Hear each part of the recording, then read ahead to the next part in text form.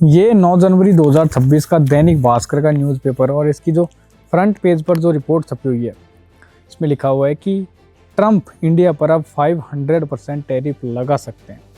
2026 का वर्ष चल रहा है, 2014 से नरेंद्र मोदी प्राइम मिनिस्टर हैं और एक चीज़ तो आपने ज़रूर नोटिस करी होगी कि 2014 के अंदर जब नरेंद्र मोदी पीएम बने थे ना, उस टाइम लोग बड़ी बड़ी बातें कर रहे थे कि यार नरेंद्र मोदी की फॉरेन पॉलिसी, डिप्लोमेसी ये सब इतनी खतरनाक लेवल पर जाने वाली है कि अच्छे अच्छे देश आएंगे, हाथ जोड़ेंगे मोदी के सामने, कृपया करके आओ हमारे साथ संबंध बनाओ। अमेरिका का प्रधानमंत्री बार बार मोदी जी को बुलाता है, आओ मेरे साथ संबंध बनाओ।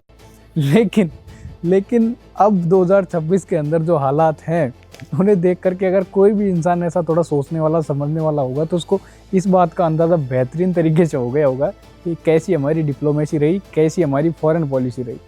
आसपास के देश जो हमारे फ्रेंड्स कहे जाते थे वो भी अब धीरे धीरे हाथ से निकल रहे हैं। और अमेरिका, चाइना, इनकी तो बात ही छोड़ दो। चाइना हमारी सीमा में आके हमला करता है लेकिन मोदी जी कुछ नहीं कर पाते। उधर यूएस ने ट्रम्प अब की बार डोनाल्ड मेरा दोस्त है। नरेंद्र मोदी कहते थे कि भाई डोनाल्ड मेरा दोस्त है। My friend, India friend, the president of the United states of America, mister Donald Trump. और इसकी जब गवर्नमेंट आएगी ना वापस से अमेरिका के अंदर तो बहुत सारे फायदे होंगे। उनमें से एक फ़ायदा तो ये हुआ कि डोनाल्ड ने आते ही सबसे पहले 50% टैरिफ लगाया इंडिया के ऊपर और अभी चल रहा है 500%। यानी कि एक जो बिल उन्होंने पास करवाया है अपनी संसद के अंदर वो ये है कि रूस से जितने भी देश ऑयल इंपोर्ट करते हैं सस्ते रेट में, उन सब के ऊपर प्रतिबंध लगाया जा सकता है। उस प्रतिबंध के अंदर ये भी लिखा हुआ है कि 500% टैरिफ लगा सकते हैं। 50% में तो हालत ख़राब है इंडिया की।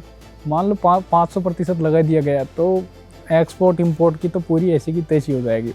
कितने बिजनेसेस डूब जाएंगे, हालात किस कदर ख़राब हो जाएंगे, मतलब आप सोच सकते हो।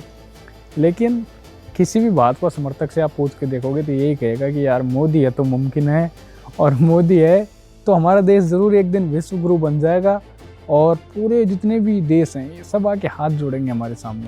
अभी 2-3 दिन पहले ही एक वीडियो बहुत ज़्यादा वायरल हुई थी। डोनाल्ड ट्रंप उसमें कह रहे थे कि भाई देखो, नरेंद्र मोदी का मेरे पास कॉल आता है कि सर क्या मैं आ जाऊँ, आपसे मिलना चाहता हूँ। उनको पता है नरेंद्र मोदी को कि मैं उनसे खुश नहीं हूँ और क्योंकि मैंने उनके ऊपर टैरिफ लगाए हुए हैं, इसीलिए उन्होंने रूस से तेल खरीदना कम कर दिया है। मतलब रूस से जो जिस लेवल पर पहले हम ऑयल इंपोर्ट करते थे कच्चा ऑयल, वो अब कम कर दिया है इंडिया ने। उधर से वो दावे कर रहे हैं। Seize fire India Pakistan Pahalgam attack हुआ था, उसके बाद में ऑपरेशन सिंदूर किया था। उस टाइम पे जो भी चल रहा था, सीज़ फायर का दावा किसने किया? ट्रंप ने किया बाहर से। मतलब डिप्लोमेसी की कबर खुद ही पड़ी है। कहाँ है डिप्लोमेसी इंडिया की, कहाँ है हमारी फॉरेन पॉलिसीज़? मतलब समझ से बाहर है सारी चीज़ें। लेकिन मोदी जिंदाबाद, मोदी है तो मुमकिन है, मोदी रहेगा तो हमारा देश बहुत आगे जाएगा। इधर नरेंद्र मोदी ने डिमोनेटाइजेशन किया 2016 के अंदर, पूरी तरीके से फ्लॉप रहा।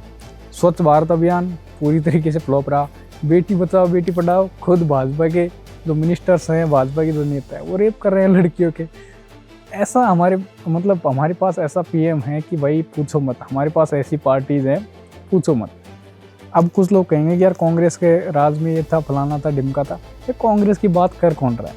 उस टाइम पे ना तो हम इतना समझते थे ना हमको पता था, अब हम समझने लगे हैं। और अभी फ़िलहाल हम जब इन सारी चीज़ों के अंदर जानने लगे हैं तो गवर्नमेंट 11 साल से भाजपा की है और भाजपा को ही करना है जो कुछ करना है। अगर आप ये कहें कि भाई पहले तो कांग्रेस की गवर्नमेंट थी, कांग्रेस ने देखो नेहरू ने ये किया, गांधी ने ये किया, फलाने ने ये किया, तो हम भी वैसे ही करेंगे। तो भाई हम तुमको लेकर क्यों आए?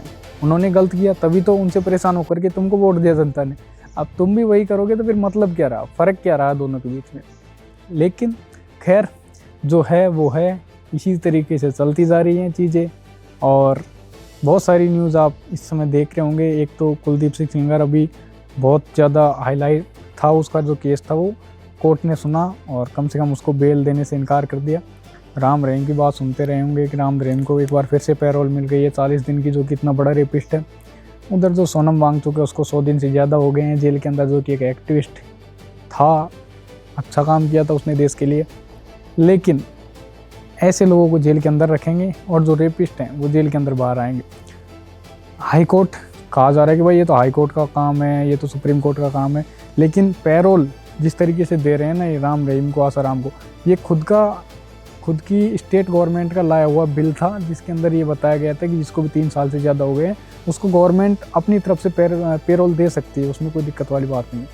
तो इलेक्शन से पहले उनका बाहर निकलना ये सब आम बातें हो चुकी है।